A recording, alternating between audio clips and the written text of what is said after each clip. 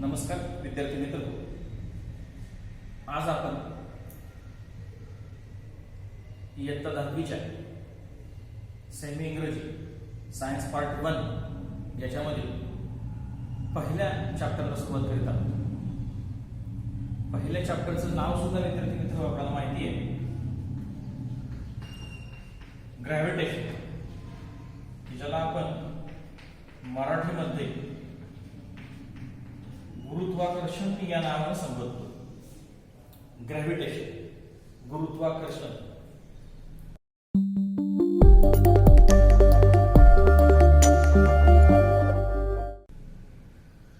या सर्व विद्यार्थ्यांना इयत्ता 9वी मध्ये 9th स्टँडर्ड मध्ये सायन्स मध्ये ग्रॅव्हिटेशन या बाबीच्या अनुषंगाने अनेक फिजिकल क्वांटिटीजचा आपल्याला परिचय झालेला आहे. बरेच विद्यार्थी ग्रॅव्हिटेशनकडे बघताना एक वेगळ्या नजरेने पाहतात. खरं तर तुम्हा विद्यार्थी मित्रांना ग्रॅव्हिटेशन हा शब्द याच्याही पेक्षा ग्रॅव्हिटेशनल फोर्स म्हणजे गुरुत्वाकर्षण बल या नावाने किंवा ह्या शब्दाची ओळख तुम्हा सर्व विद्यार्थ्यांना सगळ्यात जास्त प्रमाणामध्ये आहे. आणि हा शब्द तुम्ही अशाच पद्धतीनं अगदी 9वी काय 8वी पूर्वीपासून ओळखत आला. असा हा असणारा ग्रॅव्हिटेशन फोर्स नावाचा शब्द की ज्याच्यामध्ये तुमच्या लक्षात येईल की आपण फोर्स नावाचा शब्द अटॅच केला आणि हा फोर्स नावाचा शब्द वर्ड अटॅच केला की याचं कन्व्हर्जन ग्रॅव्हिटेशन ही बाब वेगळी, ग्रॅव्हिटेशनल फोर्स ही बाब वेगळी. ग्रॅव्हिटेशन म्हणजे फक्त अट्रॅक्शन, गुरुत्वाकर्षण अशा अर्थाने घेतला जातो आणि त्या आकर्षणामुळे निर्माण होणारं जे बल फोर्स असतं याला ग्रॅव्हिटेशनल फोर्स असं म्हणतात आणि हे फोर्स मेजर करता येतं. याचाच अर्थ विद्यार्थी मित्रांनो, आपल्या सर्वांना माहिती आहे की ज्या ज्या बाबी मेजर करता येतात अशा सर्व बाबी, अशा सर्व क्वांटिटीज आहेत, अशा सर्व क्वांटिटीजना आपण फिजिकल क्वांटिटीज असं संबोधतो. फिजिकल क्वांटिटीज असं संबोधतो. मग तुम्हाला आठवतंय का बरं, अशा फिजिकल क्वांटिटीज, फोर्स ही एक फिजिकल क्वांटिटी आहे जी मेजर करता येते. म्हणजे जगामध्ये मेजर करता येण्यासारख्या अनेक मोजमाप करता येण्यासारख्या खूप बाबी, प्रचंड बाबींचा तुम्हाला अभ्यास आहे. इयत्ता 5वी 6वी 7वी 8वी या वर्गांमधून तर तुम्ही अशा अनेक क्वांटिटीज की ज्या मेजर करता येऊ शकतात त्यांची आपल्याला ओळख झालेली आहे. किती फिजिकल क्वांटिटीजचा तुम्हाला अनुभव आहे किंवा त्याची माहिती आहे? 9वी पर्यंतच्या पाठ्यपुस्तकामध्ये किती फिजिकल क्वांटिटीजचा आपण अभ्यास केलेला आहे? जरा आठवून तर बघा, मग तुमच्या लक्षात येईल की अशा अनेक फिजिकल क्वांटिटीज आहेत. म्हणजे तरी कोणत्या? उदाहरणार्थ आपणाला मास, लेंथ, टाइम याच्याच पद्धतीनं स्पीड, वेलोसिटी, ऍक्सेलरेशन, मोमेंटम अशा क्रमानं वाढत जाणाऱ्या कितीतरी फिजिकल क्वांटिटीची नाव आपल्याला सांगता येतील की ज्यांचा आपण अभ्यास केलेला आहे आणि त्यांची आपल्याला माहिती आहे. थोडक्यात काय विद्यार्थी मित्र, फिजिकल क्वांटिटीज म्हणायचं तरी कुणाला की ज्या मेजर करता येतात अशा सगळ्या बाबी आहेत, त्या सगळ्यांना आपण काय म्हणूया, तूर्तास इयत्ता 10वीच्या लेवल पर्यंत आपण त्यांना फिजिकल क्वांटिटीज असं म्हणूया. ठीक आहे, ही गोष्ट जर आपल्याला लक्षात आली असेल तर याच फिजिकल क्वांटिटीजचा अभ्यास आपण केलेला आहे. खरं तर आपण याचे 2 प्रकार सुद्धा पाडलेले आहेत. याला स्केलर आणि व्हेक्टर अशा 2 प्रकारांमध्ये फिजिकल क्वांटिटीजची विभागणी केली की सगळ्या विद्यार्थ्यांना सुद्धा माहिती की गतवर्षी आपण याची विभागणी केली. विद्यार्थी मित्र हो, याच्यामध्ये आपणाला सुद्धा आठवत असेल, ज्या फिजिकल क्वांटिटीज पूर्णपणे व्यक्त होण्यासाठी, कम्प्लिटली एक्सप्रेस होण्यासाठी जर मॅग्निट्यूड एकटीच बाब याला कारणीभूत ठरत असेल किंवा फक्त मॅग्निट्यूडच्या सहाय्याने जर एखादी फिजिकल क्वांटिटी पूर्णपणे समजत असेल तर अशा फिजिकल क्वांटिटीजना स्केलर फिजिकल क्वांटिटीज असं म्हटलं जातं. आता वेक्टर फिजिकल क्वांटिटीज कोणत्या की ज्या फिजिकल क्वांटिटीज आपल्याला पूर्णपणे व्यक्त करायच्या असतील तर फक्त मॅग्निट्यूडचा विचार करून चालत नाही, तर त्याच्या जोडीला तुम्हाला डायरेक्शन म्हणजे मॅग्निट्यूड आणि डायरेक्शन या दोन्ही बाबींची पूर्णपणे गरज लागते, आवश्यकता भासते. त्याशिवाय ती फिजिकल क्वांटिटी पूर्णपणे समजू शकत नाही. अशा फिजिकल क्वांटिटीज आहेत, यांना आपण वेक्टर फिजिकल क्वांटिटीज असं संबोधतो. हे सगळं गतवर्षी झालेलं आहे. उजळणी वजा आपण हे लेक्चर आता पाहणार आहोत की ज्याच्यामधून आपल्याला बेसिक सायन्स मधल्या ज्या गोष्टी आहेत, विशेष करून आजच्या लेक्चरमध्ये तर आपण फिजिक्स मधल्या भौतिकशास्त्र किंवा भौतिक विज्ञान याच्यामध्ये या बेसिक बाबी आहेत त्यांची उजळणी वजा आपण ओळख करून घेणार आहोत. आणि मग आपण खऱ्या अर्थानं याच्या नंतरच्या व्हिडिओज पासून आपली खरंच या सगळ्या बेसिक गोष्टी कंप्लीट झाल्याच्या नंतर आपल्या खऱ्या अर्थानं चॅप्टरला नवीन आपल्या सुरुवात होईल.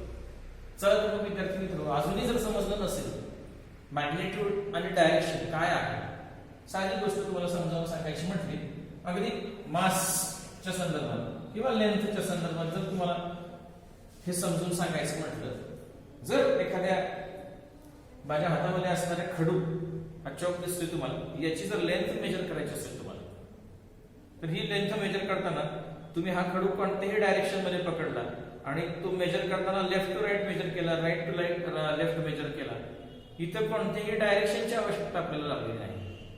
फक्त मोजणं एवढीच कन्सेप्ट आपल्यासाठी पुरेशी आहे आणि ती व्यक्त होणं. मग ही व्यक्त होताना आपण वेगवेगळ्या युनिट्स मध्ये व्यक्त करतो, त्याची चर्चा आपण नंतर करणारच आहे. मग हे जर तुमच्या लक्षात आलं असेल, अगदी याच्याच पद्धतीनं मास एखाद्या ऑब्जेक्ट मध्ये किती मटेरियल साठलेलं आहे, किती याच्यामध्ये साठा आहे, द्रव्याचा साठा मराठीमध्ये आपण याला म्हणतो, म्हणजे मॅटर या ऑब्जेक्ट मध्ये एखाद्या बॉडीमध्ये किती मॅटर साठलेलं आहे ते व्यक्त करणं म्हणजेच काय, त्याला आपण मास म्हणतो.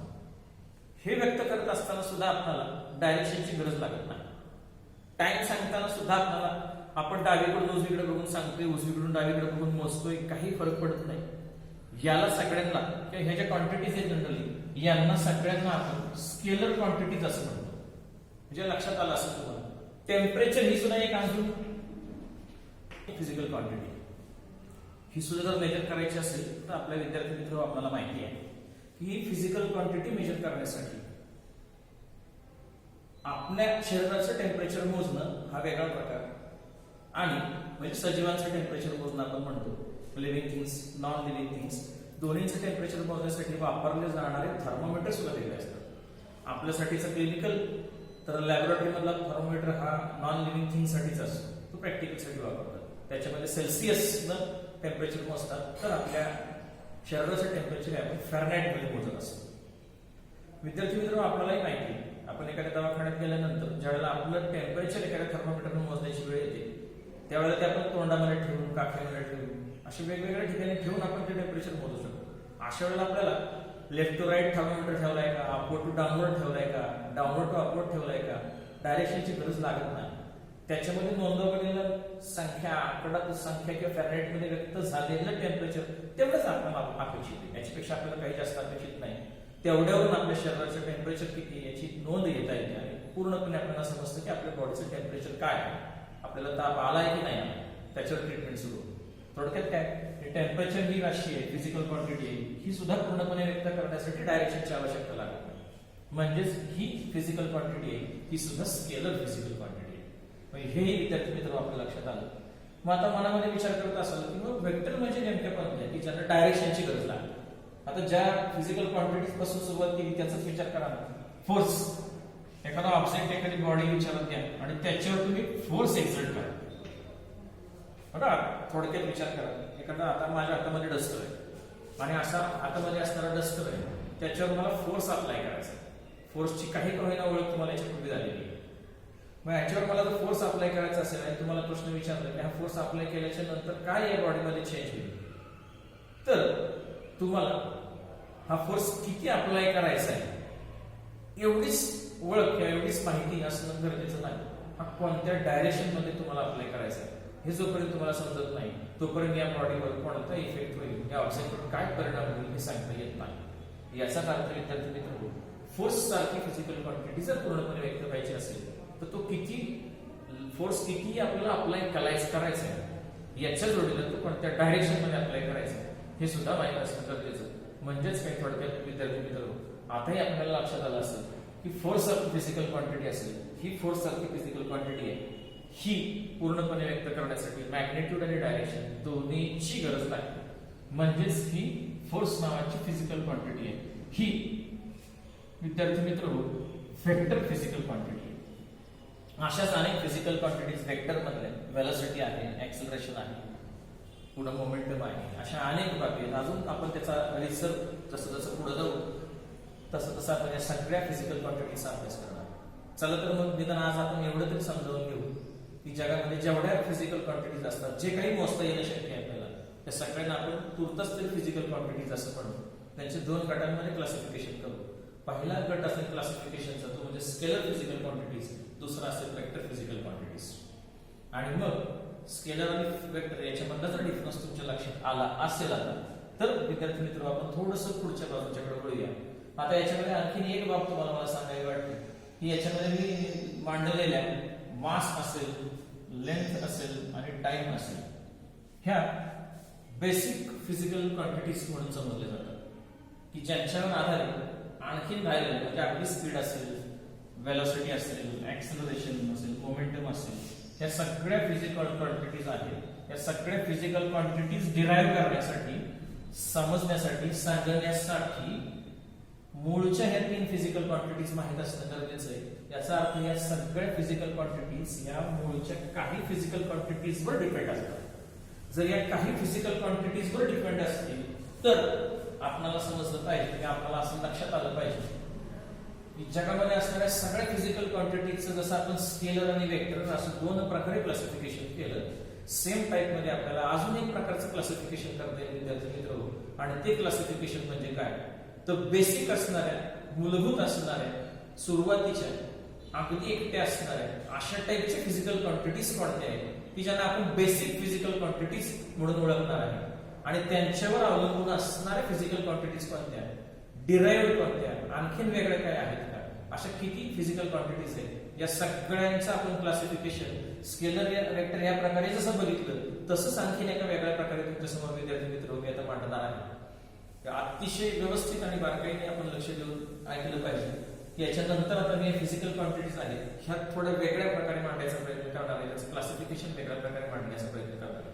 चला तर मग बघूया फिजिकल क्वांटिटीजचं आणखीन वेगळ्या प्रकारे केले गेलेलं क्लासिफिकेशन. पहा विद्यार्थी मित्र, आपल्यासमोर फिजिकल क्वांटिटीजचं वेगवेगळ्या प्रकारचं एक क्लासिफिकेशन मांडण्याचा मी प्रयत्न केला. आपल्यासमोर दिसत असेल की काही फिजिकल क्वांटिटीज आहेत यांना आपण बेसिक फिजिकल क्वांटिटीज म्हणून संबोधतो की ज्या फक्त स्वतःवरच डिपेंड असतात, इतर कोणत्याही फिजिकल क्वांटिटीवर ते डिपेंड असू शकत नाही. बेसिक आपण म्हटलंय, बेसिक या शब्दाची ओळख तुम्हाला पूर्वी झाली असेल 5वी-6वी पासून. बेसिक म्हणजे मूलभूत. लहानपणी आपण म्हणायचो की मानवाच्या मूलभूत गरजा कोणत्या आणि त्यावेळेला आपलं उत्तर यायचं अन्न, वस्त्र आणि निवारा. आता कोविडच्या काळात ठीक आहे आपल्याला माहित झालं की आता मोबाईल ही एक आणखी गरज निर्माण झाली, मेडिसिन, औषध ही एक अजून गरज निर्माण झाली.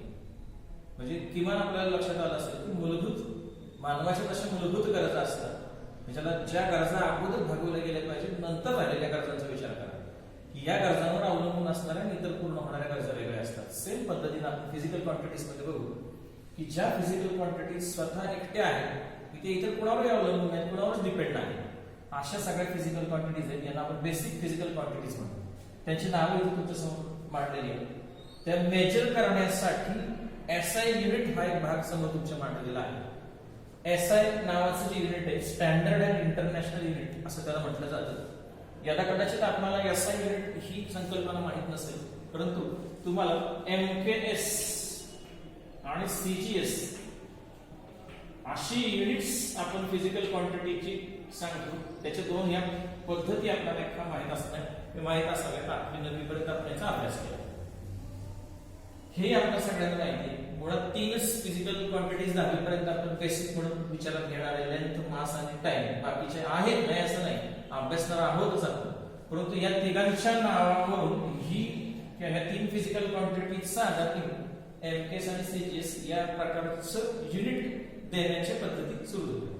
थोडक्यात काय, एम के आणि एस हे 3 शब्द लेंथ, मास आणि टाइम हे डिटेक्ट करतात.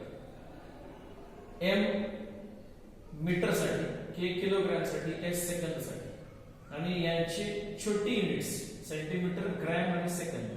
थोडक्यात काय, या 3 फिजिकल क्वांटिटीजच बनून हा एक वेगळा टाइप तयार झाला की त्याची ओळख तुम्हाला नवीनपर्यंत झाली आहे. आणि एमकेएस या युनिट मोजण्याच्या पद्धतीमध्ये फक्त 3च बेसिक फिजिकल क्वांटिटीज आहेत याचा विचार होतो. पण नंतर जेव्हा आपल्याला लक्षात आलं की याच्याशिवाय अजून बऱ्याच जगामध्ये फिजिकल क्वांटिटीज आहेत की ज्या एकट्या आहेत आणि स्वयंभू आहेत, की ज्या कोणावरही डिपेंड नाही. मग अशा सगळ्या फिजिकल क्वांटिटीज जगभरामध्ये एकत्र केल्या गेल्या आणि मग सगळ्या जगभरातल्या सायंटिस्ट लोकांनी एकत्र येऊन एक युनियन संघटना स्थापन करून सायन्स मधले मोठं मोलाचं पाऊल त्यांनी ठेवलं. आणि नंतर या युनिट्सच्या संदर्भामध्ये एमकेएस युनिट हे आणखीन स्टँडर्डाइज केलं. त्याच्यामध्ये आणखीन काही फिजिकल क्वांटिटीचा समावेश केला आणि त्याला एसआय युनिट असं नंतर म्हटलं जावं लागलं. थोडक्यात काय, तुमच्या माहितीसाठी फक्त लक्षात ठेवा विद्यार्थी मित्र, एमकेएस युनिट याचं स्टँडर्ड फॉर्म एसआय युनिट असं आहे, वेगळं काहीच नाही. फक्त त्याच्यामध्ये काही बाबींचा समावेश आहे. इलेक्ट्रिक करंट असेल, ल्युमिनस इंटेन्सिटी असेल, अमाऊंट ऑफ सबस्टन्स असेल, टेम्परेचर असेल. यातला माझ्या अंदाजे तुम्हाला आता इलेक्ट्रिक करंट हा एम्पियर मध्ये मोजतात, तो आपल्याला 10वी मध्ये शिकायचा आहे. ल्युमिनस इंटेन्सिटी सध्या तर नाहीये, ते 11वी मध्ये शिकाल. अमाऊंट ऑफ सबस्टन्स 9वी मध्ये झालेला आहे, मोल मध्ये आपण मेजर करतो. टेम्परेचर आता इथे मांडलंय केल्विन. आपल्या सगळ्यांना माहिती आहे विद्यार्थी मित्र की टेम्परेचर आपल्याला लगेच तोंडावर येतं. कशामध्ये आपण मोजतो तर सेल्सिअस मध्ये आपण सांगत बसतो. सेल्सिअस मध्ये हे युनिट आहे, नाही असं नाही टेम्परेचर मेजर करायचं. परंतु सगळ्या शास्त्रज्ञांनी, सायंटिस्ट लोकांनी जेव्हा एकत्र येऊन ही गोष्ट ठरवली गेली त्यावेळेला त्यांनी सांगितलं गेलं की केल्विन हे युनिट वेगळं आहे. हे माहित पाहिजे तुम्हाला. त्याच्या अगोदर मी 2 युनिट्सचा उल्लेख केला होता, आठवतो का बघा, सेल्सिअस आणि फॅरेनहाइट. याही पेक्षा केल्विन नावाचे वेगळे युनिट आहे. याच्यावर आपण परत कधीतरी चर्चा करू. हे केल्विन नेमकं काय आहे, केल्विन म्हणजे आहे तरी काय, कन्सेप्ट आली कुठून, किती टेम्परेचर म्हणजे केल्विन, याच्या आपण नंतर एखाद्या सेपरेट एखादं व्याख्यान किंवा लेक्चर त्याच्यावर देईल, त्या सांगितलं अपलोड करेल. टेम्परेचरचं केल्विन नावाचे युनिट आहे. या सगळ्यांना डिनोट कसं करतात, त्यांचे सिम्बॉल्स समोर मांडलेले आहेत. मीटर साठी एम, किलोग्राम, सेकंड साठी एस, एम्पियर साठी ए, कॅन्डल साठी सीडी, मोल साठी मोल. मोल म्हणजे फक्त ई शब्द काढला त्यातला, केल्विन साठी के. अशाच आणखी थोड्या सप्लिमेंटरी नावाच्या काही 2 फिजिकल क्वांटिटीज आहेत की ज्या मॅथमॅटिक्स मध्ये आपल्याला जास्त लागतात फिजिक्स पेक्षा. आणि मग त्या मॅथमॅटिक्स आणि फिजिक्स वेगवेगळे ब्रांचेस केले जरी असले तरी एकमेकांना सहाय्य उपयोग आहे. त्यातल्या ह्या 2 अँगल आणि सॉलिड अँगल. अँगल रेडियन मध्ये मोजतात. हाही प्रश्न विद्यार्थी मित्र तुम्हाला पडला असेल की अँगल हा आपण आजपर्यंत मोजत आलो कशामध्ये, तर आपण डिग्री मध्ये मोजत आलो. म्हणजे एखाद्या अँगलचं मेजरमेंट, एखादा अँगल असेल त्याचं मेजरमेंट जर आपण मोजायचं म्हटलं तर सगळं आपण प्रोटेक्टर वापरतोच. आणि तो अँगल असा मोजताना 0 असं मोजत इकडे काय असेल तर बरं 60 डिग्री, म्हणजे आपण जे व्यक्त करतो डिग्री मध्ये. अँगल आपल्याला तर 10वी पर्यंत किमान माहिती आहे, तो मोजतो आपण डिग्री मध्ये. पण किमान या लेक्चर पासून तरी लक्षात ठेवा की अँगल हा रेडियन मध्ये सुद्धा व्यक्त केला जातो. तो कसा व्यक्त केला जातो ह्या अँगल बद्दलचं सुद्धा एक सेपरेट मी तुम्हाला, कारण हा रेडियन म्हणजे नेमकं काय याचं एक सेपरेट आपण लेक्चर हे करूया. जर तुम्ही विद्यार्थी मित्रांनी मला सजेस्ट केलं आणि कमेंट मध्ये सांगितलं, या चॅट मध्ये जर मला विचारणा केली तुम्हाला याच्यामध्ये कोणत्या बाबींवर एखादं लेक्चर हवंय, तर ते सेपरेट लेक्चर आपण रेकॉर्ड करू आणि तेही अपलोड करायचा प्रयत्न करू आणि तुमच्यापर्यंत पोहोचवण्याचा प्रयत्न करू. विद्यार्थी मित्रांनो, हे लेक्चर पाहणं तुम्ही फार गरजेचं आहे, समजावून घेणं गरजेचं आहे. शक्यतो जरी तुम्ही सगळी सेमी इंग्रजीचे विद्यार्थी असला तरी हे सगळं तुम्हाला तुमच्या मातृभाषेत, असं म्हणतात की एखादी गोष्ट मातृभाषेमध्ये सांगितली गेली तर अतिशय चांगल्या पद्धतीने कळते. आणि एकदा का ती आपल्या मातृभाषेमध्ये कळाली, मराठीमध्ये आपल्याला कळाली, तर 100% ही गोष्ट आपल्याला अगदी सहजपणे तुम्हाला ही गोष्ट इंग्रजीमध्ये काही कोणत्याही फॉरेन लँग्वेज मध्ये कळायला हरकत नाही. म्हणून कोणत्याही गोष्टी पहिल्यांदा मातृभाषेमध्ये कळणं गरजेचं आहे. बऱ्याचपैकी व्हिडिओ जरी सेमी इंग्रजीचे विषय आपले असतील, इंग्रजी माध्यमाचे सायन्सचे विषय असतील, तरी समजावून देण्याचा प्रयत्न हा माझा तुमचा मराठीमध्ये राहील. ठीक आहे. ह्याच्यानंतर काही सप्लिमेंटरी अँगलमध्ये तुम्हाला सांगितलं सॉलिड अँगल हे पुढे बघा तुम्ही 11वीमध्ये तुम्हाला बघायचं आहेच 100%. 10वी पेक्षा विद्यार्थी मित्र 11वीचे सायन्स फार वेगळं आहे, मॅथमॅटिक्स फार वेगळं आहे, त्याच्यामध्ये नवीन नवीन कन्सेप्टचा विचार केला जातो. त्यामुळे 10वी 100% अतिशय सोपा असणारा भाग आहे आपला, हेही लक्षात ठेवा.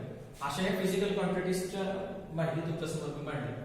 बेसिक फिजिकल क्वांटिटीज कोणत्या की ते एकट्या कोणावरच डिपेंड नाही, सप्लिमेंटरी कोणत्या मॅथमॅटिक्सच्या दृष्टीने आहेत राहिलेल्या आहेत त्या इथे मांडल्या तुम्हाला की डिराइव्ड फिजिकल क्वांटिटी ज्याला म्हणतात की या सगळ्या फिजिकल क्वांटिटीजवर डिपेंड असणाऱ्या फोर्स असेल, वर्कडन असेल, एनर्जी असेल आणि चार्ज असेल, अशा अनेक आहेत की ज्या या सगळ्यांपेक्षा वेगळ्या आहेत आणि याच्यावर मूळच्या फिजिकल क्वांटिटीचा आधार घ्यावा लागतो. तेव्हा जाऊन या पुढच्या व्याख्यानात या सगळ्या क्वांटिटीज आहेत, स्पीड आहे, ऍक्सेलरेशन आहे, फोर्स आहे, बऱ्याच आहेत, या सगळ्या डिराइव्ड क्वांटिटीज म्हणून ओळखल्या जातात. किमान आज विद्यार्थी मित्र आपण फिजिकल क्वांटिटीचं आणखीन एक वेगळं क्लासिफिकेशन पाहिलं, हेही लक्षात ठेवा की याला या क्लासिफिकेशन मध्ये basic physical quantities, supplementary physical quantities आणि डिराइव्ड फिजिकल क्वांटिटीज कोणते याचा आपण स्टडी केला.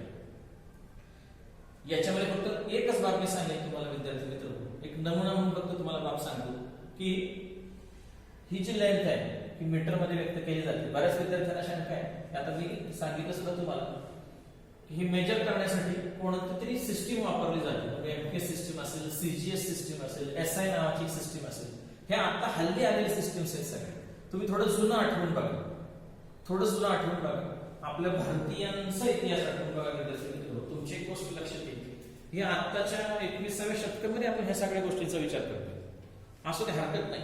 पण काही विद्यार्थ्यांना तुमच्यापैकी सांगता येणं शक्य आहे का ही लांबी असेल, लेंथ असेल किंवा डिस्टन्स असेल, अंतर असेल, हे जर आता आपण मीटर मध्ये व्यक्त करतोय, सेंटीमीटर मध्ये व्यक्त करतोय, एमकेस आणि सीजीएस सिस्टीम वापरतो, आपल्या भारतामध्ये या पूर्वीच्या काळामध्ये मीटर मध्येच व्यक्त केलं जायचं का? आठवून बघा थोडस, काय इतिहास सांगतो तुमच्याही गोष्ट लक्षात येईल. जुन्या घरातल्या जाणत्या किंवा वृद्ध लोक आहेत त्यांना जर तुम्ही भेटलात आणि त्यांच्याबरोबर चर्चा केली तर 100% ते माणसं तुम्हाला अगदी व्यवस्थितपणे सांगतील, जुना सगळा इतिहास सांगतील. पण विद्यार्थी मित्र एकच गोष्ट करा, ही जुनी लोक आहेत, ही जुनी माणसं आहेत आपली घरातली, ही म्हातारी माणसं आहेत, वृद्ध माणसं आहेत, यांच्या शेजारी नेहमी बसत असतात. त्यांच्याकडे इतका अनुभवाचा आणि अनुभवलेल्या बाबींचा इतका साठा आहे, इतका प्रचंड अमर्याद साठा आहे, तू घ्यायला शिकाल. सहज विचारत त्यांना की आपण पूर्वीच्या काळी तुम्ही लहान होतो त्यावेळेला किंवा अगदी जुना काळ आठवतो त्यावेळेला हे मीटर मध्ये असायचं का? ते सांगतील नाही, आम्ही त्यावेळेला लांबी, अंतर, डिस्टन्स हे जे मोजायचो तर ते सांगतील ते मैलात मोजायचं. कधी कधी शब्द प्रयोग घेऊन जातो बघा आपल्या ह्याच्यामध्ये की मैलाचा दगड, बरोबर, एवढंच काही घेऊन नसतं. ते जुनी लोक असं सांगतील तुम्हाला की आम्ही मैलामध्ये मोजायचो, 1 मैल म्हणजे किती. आता तुम्ही इंटरनेटवर टाकून बघू शकाल 1 mile is equal to how much kilometres, ते लगेच उत्तर देऊन जाईल तुम्हाला किती आहे, शोधून ठेवा, काही हरकत नाही. या गोष्टी माहीत असणंही गरजेचं आहे आपल्याला. म्हणजे मैल, वावभर, जुनी लोक म्हणतात बघा वावभर, 1 वाव म्हणजे 2 हाताचे अंतर घेतले गेला 1 वाव म्हणतात, 1 वाव. बैलाला, जनावरांना जेव्हा आपल्याला रशी कासरा ज्याला म्हणतो आपण, तो आणायला बाजारात गेलं की तो आपण किती आणला, जुन्याकडचे लोक म्हणायचे 1 वाव आण, 2 वाव आण, 3 वाव आण. म्हणजे वाव मध्ये अंतर मोजलं जायचं. जरा छोटा असेल तर विथ मध्ये मोजलं जायचं, आणखी छोटा असेल त्याला टिक्स म्हणतात, ते मोजलं जायचं. 4 बोट अंतर आहे. म्हणजे ही आपल्या काळची जुन्या पद्धतीमधली मेजरमेंट्स आहेत आणि ती त्या पद्धतीमधली युनिट्स होती. ती आता चालली नाही, ही गोष्ट वेगळी. आपल्याला जगाच्या बरोबर चालावं लागतं, बदलत्या काळाबरोबर आपल्याला बदलावं लागतं आणि सगळ्या जगामधल्या सगळ्या देशांमध्ये हे सगळं एक सारखेपणा होणं गरजेचं आहे. आणि याच्या दृष्टीनं सगळ्या जगांनी त्यांच्या देशामध्ये लेंथ ही वेगवेगळ्या युनिट्स मध्ये मोजली गेली, परंतु सगळ्या जगाने एक सामायिक ठरवून घेतलेली ही बाब आहे आणि याच्यासाठी त्या संघटनेने ठरवली गेलेली युनिट्स आहेत आणि म्हणून ती आपण एसआय युनिट्स म्हणून वापरतो. जरी भारतामध्ये ही जुन्या काळची युनिट्स अशी असतील तरी वापरतो. मास आता आपण किलो मध्ये मोजतोय, हे लक्षात ठेवा, किलो किंवा ग्रॅम मध्ये मोजतोय. जुन्या काळची लोक असं नव्हते म्हणत, किती किलो असं नाही म्हणायचे, मग ते टनभर म्हणाय, मनभर, 1 मन, 2 मन. अजून सुद्धा जर एखादी व्यक्ती माहीत पावली, मृत्यू पावली, तर आपण माती देण्याचा विधी करतो. त्यावेळेला सुद्धा तुमच्या तोंडामध्ये शब्द येतो जळण किती आणायचं. मग कोण सांगतो 9 मन आणा, 10 मन आणा, 11 मन आणा. म्हणजे हे लक्षात ठेवा, मन हा आपल्याकडे पूर्वी प्रचलित भाग होता. घरात जुन्या काळचे म्हातारी माणसं तुम्हाला सांगतील बघा, हे धान्य सुद्धा मोजायचे त्यावेळेला ते रास असायचे, मापटा असायचं, चिपटा असायचं, आदुली असायची, पायली असायची, याच्यामध्ये सगळी धान्य मेजर केली जायची. म्हणजे मेजरमेंट असं किलोग्रॅम मध्ये न करता त्याच्यामध्ये केलं जायचं. वेळ आता सेकंदात मोजतो. याच्या आधी आपल्या भारतामध्ये जुन्या तुम्ही जर ग्रंथांमध्ये जर शोधलं तर तुमच्या पण लक्षात येऊन जाईल की जुन्या ग्रंथांमध्ये सुद्धा सेकंद ही नोंद नाही आपल्याकडे. मग आपल्याकडचे शब्द मराठी भाषेमध्ये येऊन जातात. क्षणभर थांब, क्षण, निमिष, पळ, प्रहर हे शब्द जे येऊन असतात ते आपले जुने भारतीयांचे शब्दांचे देण आहे. प्रहर म्हणजे आपण आता सहज गावठी किंवा गावरान भाषेमध्ये म्हणून जातो. सकाळच्या पारी, तो पारी शब्द नाही, सकाळच्या प्रहरी, प्रहर असा शब्द. म्हणजे एका दिवसामध्ये प्रहर असतात किती, घटिका किती असतात. लग्नाच्या वेळेला आता जुन्या काळचं जर ते पाहिलं असेल तर एका घमेल्यामध्ये पाणी ठेवून त्याच्यामध्ये कलश ठेवला जायचा. त्याला छोटंसं छिद्र असायचं आणि तो त्याच्यावर ठेवला गेला कलश, की हळूहळू त्याच्यामध्ये पाणी आत यायचं आणि तो कलश बुडायचा. त्यावेळेला म्हणायचं तो घटच असायचा, एक घटिका भरली. म्हणजे लग्न घटिका समीप आली, वधू वर्ण घेऊन या असं ते त्याच्यामध्ये असायचं. हाही भाग तुम्हाला माहिती आहे विद्यार्थी मित्र. म्हणजे भारतामध्ये लेंथ असेल, मास असेल, टाइम असेल, ह्या सगळ्या बाबी वेगळ्या पद्धतीने मोजल्या जायच्या. हे किलो मधलं पण तुम्हाला सांगायचं राहिलं, आपल्या अजून सुद्धा लहान मुलं ज्यावेळेला जन्माला येतो त्यावेळेला डॉक्टर लोक सांगतात की हा 4 पाऊंडाचा आहे, 10 पाऊंड आहे. म्हणजे पाऊंड मध्ये आपण जुन्या काळी मोजायचं. हे जुन्या काळी पाऊंड मध्ये मोजायचं. हे पाऊंड आलं तरी कुठलं हेही माहित पाहिजे. हे आपल्या जुन्या मनभर चिपट मापट याच्या नंतर ज्यावेळेला इंग्रजांनी आपल्यावर राज्य केलं त्यावेळेला मग या 3 सिस्टीम्स आहेत. या 3 सिस्टीम पैकी मीटर किलोग्रॅम सेकंदाच्या ऐवजी त्यांनी इंग्रजांनी भारतामध्ये राबवली ती एफपीएस सिस्टीम. एफपीएस ही सिस्टीम, हिची लांबी येते फूट, फीट आपण म्हणतो इंग्रजीमध्ये FWT फीट, फूट आपण मराठीत म्हणतो 10 फूट, 15 फूट, 20 फूट. पाऊंड आणि सेकंड ही ब्रिटिशांची पद्धत आहे, लक्षात ठेवा. जसं आपल्याकडे होती तशी ही ब्रिटिशांची पद्धत की त्यांनी आपल्या देशावर राज्य केल्यानंतर आपल्या पूर्ण देशभरामध्ये सिस्टीम त्यांनी एकत्र केली आणि एफपीएस नावाने ती ओळखली जाते. म्हणजे विद्यार्थी मित्र, किमान एक गोष्ट आता लक्षात आली तुम्हाला की युनिट्स मोजण्याचे जे सिस्टीम्स आहेत त्या आपल्या भारतामध्ये फार पूर्वी यायला लागल्या. इंग्रजांनी राज्य केल्यानंतर एफपीएस झाले, नंतर ऑल इंडिया इंटरनॅशनल लेवलवर सगळ्या देशांनी एकत्र आल्याच्या नंतर ते एमपीएस सीजन झाले आणि एमपीएस मध्ये सुधारणा होऊन मग ती एसआय नावाची पद्धत डेव्हलप झाली. म्हणजे हे सगळं सांगण्याचा तुम्हाला का महत्वाचं वाटतं की कोणतीही गोष्ट फक्त शिकू नका, पाठ करू नका, त्याचा इतिहास प्रत्येक वेळेला आपल्याला माहित पाहिजे. ज्यावेळेला इतिहास माहिती होईल या सगळ्या बाबींचा त्यावेळेला निश्चितपणाने विद्यार्थी मित्र शिकायला इंटरेस्ट येतो. व्यवहाराशी निगडीत जर या बाबी आल्या, पाठीमागच्या व्हिडिओमध्ये मी तुम्हाला सांगितले, ज्या वेळेला ही गोष्ट व्यवहाराशी निगडीत येईल त्याला 100% तुम्ही त्याच्याकडे अगदी मनापासून लक्ष द्याल आणि आठवणीनं तुम्ही त्याचा अभ्यास करा. म्हणजे ह्या गोष्टी आपल्याला माहित असणं गरजेचं आहे. ठीक आहे विद्यार्थी मित्र, असं गृहीत धरूया आपण या फिजिकल क्वांटिटीज आहे त्यांचं याच्या अगोदर सांगितलेलं स्केलर आणि व्हेक्टर असं क्लासिफिकेशन वेगळं आणि हे आता सांगितलं गेलेलं हे सगळं क्लासिफिकेशन आहे ते वेगळं आणि हा सगळा इतिहास वेगळा. शेवटची एकच बाब तुम्हाला सांगतो, हे बाबींचा स्वाध्याय म्हणून तुम्हाला देतो की आता सगळ्या जगातल्या देशांनी एकत्र येऊन आपण जे ठरवून घेतलंय आता की लेंथ डिस्टन्स हे जर मेजर करायचं असेल तर आपण हे मीटर मध्येच मेजर करायचं. मग आपल्या सगळ्यांच्याकडे मीटर पट्टी उपलब्ध असते, कंपास पट्टीमध्ये सेंटीमीटरची पट्टी उपलब्ध असते. मग ही पट्टी स्केल याचा वापर करून आपण सेंटीमीटर आणि मीटर हे पाहू शकतो. हे आपल्याला माहिती आहे. हे तुम्हाला पण माहित असेल की 100 सेंटीमीटर पूर्ण होतात तेव्हा 1 मीटर एवढं होतं. हे जे डिस्टन्स आहे ते तुमच्या मनामध्ये काहीतरी प्रश्न पडला पाहिजे विद्यार्थी मित्र. जोपर्यंत तुमच्या मनामध्ये कोणताही प्रश्न निर्माण होत नाही ना तोपर्यंत तुम्हाला त्या विषयामध्ये इंटरेस्ट निर्माण होणार नाही. आणि नेहमी प्रश्न विचारायला शिका. मला तर माझा व्हॉट्सअप नंबर आपल्या सगळ्यांच्यापर्यंत ओपन आहे, कधीही विचारा तुम्ही, कधी कसली मनामध्ये शंका ठेवू नका. जितक्या गोष्टी मला माहिती आहेत तेवढ्या सगळ्या द्यायचा प्रयत्न करा. तर हा जो 1 मीटर हा जो भाग आहे हा नेमका कोणता हाही आपल्याला माहित असणं गरजेचं आहे. थोडासा विचार करून बघा की 1 मीटर म्हणजे नेमकं काय आणि कुठे ठेवले आणि काय आहे. 1 किलोग्रॅम नेमकं आहे तरी काय, 1 मीटर हे डिस्टन्स ठरवलं तरी कोणी, 1 किलोग्रॅम हे वजन आहे ठरवलं तरी कोणी. हे सगळे देश एकत्र आले असतील आणि ते सगळ्यांनी मिळून जर हे ठरवलं असेल की हा ऑब्जेक्ट आहे याला 1 किलो म्हणायचं आणि हे मूळ सगळ्या जगामधलं कुठेतरी ते असायला हवं की जिथून आपण बाकीच्या देशांनी त्याचे सेम वजन बनवून घेतली आणि मग आपण आपल्यापर्यंत आलो. आपल्या वाईमध्ये सुद्धा बघायला तुम्ही तर तुमच्या लक्षात येईल की प्रत्येक दुकानामध्ये वजन काटा असतात, त्याच्यामध्ये 1 किलोचं जे वजन असतं किंवा कोणतीही वजन असतात ती सगळी वजन त्यांना दरवेळेला दरवर्षी ही एका ठराविक ठिकाणी जाऊन ती मेजर करून आणावी लागतात की ते वजन आपलं बरोबर आहे का. आणि यासाठी शासनानं प्रत्येक तालुक्याच्या ठिकाणी हे एक दुकान प्रस्थापित ठेवलंय की जिथं तुम्हाला दरवर्षी बंधनकारक आहे आपली वजन येऊन तिथं दाखवायची की बरोबर आहे याची खात्री करून घ्यायची.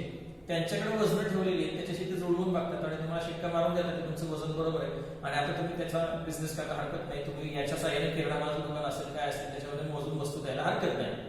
मग असं आपल्या वाईमध्ये सुद्धा एक वजन ठेवलेले, वाईमध्येच काय घेऊन नसलं, हे वाईमधलं वजन तरी आले कुठून, आपल्या देशामध्ये कुठेतरी एक असेल, तसं जगामध्ये कुठेतरी हे वजन असं ठेवलं गेले. ते कोणते पदार्थ असते तो ऑक्सिड कोणता हे सुद्धा आपल्याला त्या निमित्तानं माहित असणं विद्यार्थी मित्र गरजेचं आहे. आज तुमच्यावर मी सोपवतो ही बाब. हे 1 किलोचं जे मास आहे तो जो ऑब्जेक्ट आहे तो नेमका ऑब्जेक्ट आहे कसल्या मटेरियलचा, तो ठेवलाय कुठल्या देशामध्ये आणि जो मूळ आहे म्हणून समजलं जातं. त्याचं टेम्परेचर तरी किती असावं, त्याचं प्रेशर किती असावं, काय कसं असावं, हे काय केले गेले की ज्याच्या आधारे सगळं जग एकूण एक देश त्याला प्रमाण मानतो आणि त्याला प्रमाण मानून सगळेजण 1 किलो मेजरमेंट वापरतात. असे प्रश्न विद्यार्थी मित्र मनामध्ये आले पाहिजे. 1 मीटर म्हणजे नेमकी लेंथ कोणती आहे, ती कशी ठरवली गेली असेल, कशावर ठरवली गेली असेल, या सगळ्याचा विचार करा. हे विचार तुमच्या मनामध्ये सोडतो, हे प्रश्न मी तुमच्या मनामध्ये सोडतो. या सगळ्यांचा अभ्यास तुम्ही नीट करा, याचा शोध घ्या अशी अपेक्षा व्यक्त करतो. आणि आजचा व्हिडिओ जर तुम्हाला आवडला असेल तर मी पुन्हा एकदा तुम्हाला विनंती करतो, जर हा व्हिडिओ आवडला असेल त्याला लाईक करा, त्याला सबस्क्राईब करा. हा जो माझा चॅनल आहे याला सबस्क्राईब करा, म्हणजे इथून पुढे मी आता सायन्सचे जसे जसे तुम्ही मला मागणी कराल, ज्या ज्या टॉपिकवर तुम्ही मला मागणी कराल त्या त्या टॉपिकवर मी तुम्हाला इथून पुढे असेच माझ्या चॅनलवर हे व्हिडिओ अपलोड करत राहील आणि आपल्या समोर येत राहील. विद्यार्थी मित्र आपण हे व्हिडिओ बघणं फार गरजेचं आहे, तर आवर्जून हे सगळे व्हिडिओ बघत राहा. काही व्हिडिओ इथून पुढे आता अपलोड करण्याचा प्रयत्न मी करीन. आजच्या दिवसासाठी मी हा फिजिकल क्वांटिटीज नावाचा जो भाग आहे तो मी इथे थांबवतो. याच्या पुढच्या व्हिडिओमध्ये विद्यार्थी मित्र आपण काय बघूया, ह्या बेसिक फिजिकल क्वांटिटीज आहे त्यांची जी युनिट्स आहेत ती युनिट्स असतात कशी, त्यांच्यामध्ये रिलेशन काय असते, की डेव्हलप कशी होत जातात आणि बेसिक फिजिकल क्वांटिटीज पासून डिराइव्ड फिजिकल क्वांटिटीज पर्यंत आपण कसं जातो आणि ह्या कशा कशा वाढत जातात, त्यांच्या युनिट्स ज्या पद्धती आहेत एसआय असेल किंवा एमकेएस सीजीएस असेल यांच्यामध्ये काय रिलेशन असतं, हे सगळं की जे 9वी पर्यंत आपल्याला झालेलं आहे. मी तर म्हणेन 9वीच्या विद्यार्थ्यांनी सुद्धा हा व्हिडिओ पाहणं गरजेचं आहे की त्यांना सुद्धा हा ओळख होऊन जाईल आणि मग त्यांना त्यांच्या अभ्यासामध्ये मदत होऊन जाईल. तर एवढ्यावरच आपण थांबू. याच्या नंतरच्या व्हिडिओमध्ये आपण एमकेएस युनिट, सीजीएस युनिट हे कोणकोणत्या फिजिकल क्वांटिटीज काय असतं, त्याच्यामध्ये काय नातं असतं, हे कशा असतात फिजिकल क्वांटिटीज याची ओळख आपण याच्या नंतरच्या व्हिडिओमध्ये करून घेऊ. आजच्या दिवसासाठी पुन्हा एकदा विद्यार्थी मित्र मी थांबतो. या व्हिडिओला मी पुन्हा एकदा विनंती करतो की लाईक करा आणि सबस्क्राईब करा. धन्यवाद.